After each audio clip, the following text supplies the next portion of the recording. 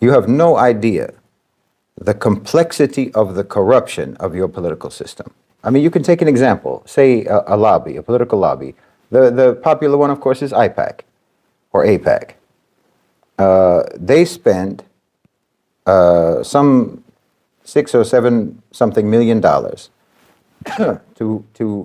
unseat an incumbent Democrat, Cori Bush. She was the incumbent, and then there was a Democratic candidate that was challenging her, named Wesley Bell. Cori Bush made many statements against IPAC and many statements against Israel and against Zionism and so on. She took a very strong stance, rhetorical stance anyway, against Israel and specifically against IPAC, saying, for example, I'm going to burn your kingdom down, or I'm going to tear your kingdom down, IPAC. IPAC, I'm going to tear your kingdom down. This is something that she said. Okay. So AIPAC mobilized millions of dollars to support her rival. And then her rival, of course, got the nomination. Okay.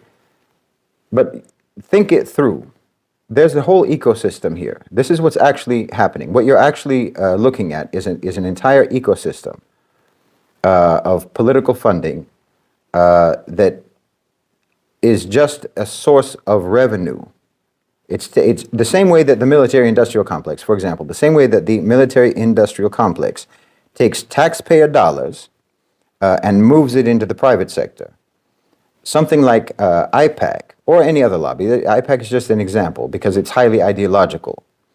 Other lobbies are less ideological, like say the dairy lobby or something, or the farmers, a lobby for farmers or agriculture or something like this. But an ideologically based political lobby, like AIPAC, is a good example because they mobilize donations, they mobilize contributions, they mobilize their donor funding on an ideological basis. So when you have a Cori Bush saying, I'm going to tear down AIPAC's kingdom, and she's taking a pro-Palestinian, anti-Israeli stance, that becomes very easy for AIPAC to mobilize donors, to mobilize contributors from American people, from Jewish people, and from Christian evangelicals and so forth. Their funding source is this, donations. So you're able to mobilize this huge amount of money. Okay, so now AIPAC has this huge amount of money, and then they're going to give it to Wesley Bell or to whatever politician you might be talking about. Well, what does that politician do with it? They hire political strategists, consultants. They hire PR firms. They hire polling experts, firms that do polling, agencies that do polling.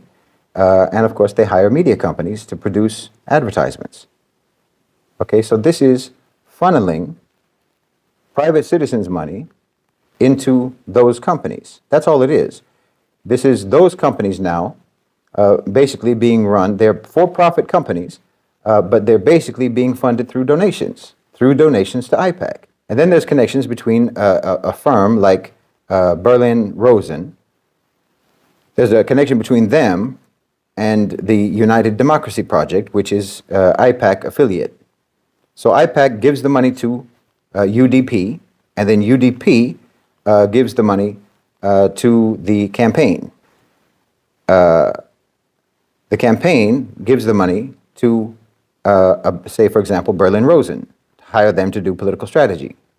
Now, I don't know if this is the case with the Wesley Bell campaign or not, but this is generally how it works. Berlin Rosen is one of the most prominent and influential and successful political strategy organizations or consultancies in the United States. So very likely, and they're always on being called upon by the Democrats.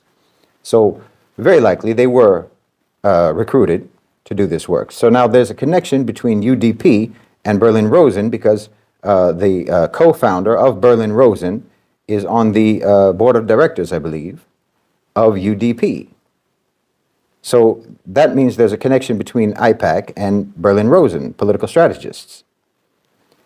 So AIPAC is taking money from their donors, and then they're just giving it to these companies by means of a candidate, by means of a political campaign. So there's a whole ecosystem. It's like a cottage industry connected with a political lobby. You understand? So the political lobby uses the ideology to mobilize donations, and then those donations just go for capitalist purposes. That's where the money goes. It goes from the pockets of the donors into the bank accounts of private companies that are hired by a campaign. It's an incredibly corrupt system. And the public is sidelined because also, once the politician is elected, the one who is advising the politician, advise in quotes, is those same private strategists, those private company strategists, those private consultants.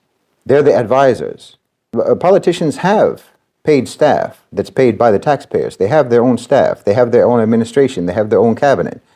But they're relying on private consultants for what their policies are going to be and how they're going to respond to this or that situation. So these people in the private sector are controlling the policies of the politicians who they help to elect. This is what people need to understand about what is meant when you talk about money in politics. The money in politics isn't in politics so much as it is in business. It's taking the individual donations of voters, of Democrats, of Republicans, and then of ideologically motivated people, like someone who's pro-choice or anti-abortion or pro-death penalty, anti-death penalty. They want more people on the Supreme Court or what have you. All of these issues, the only reason they exist and the only reason that they put those issues in your mind is to get the money out of your pocket. That's all it is.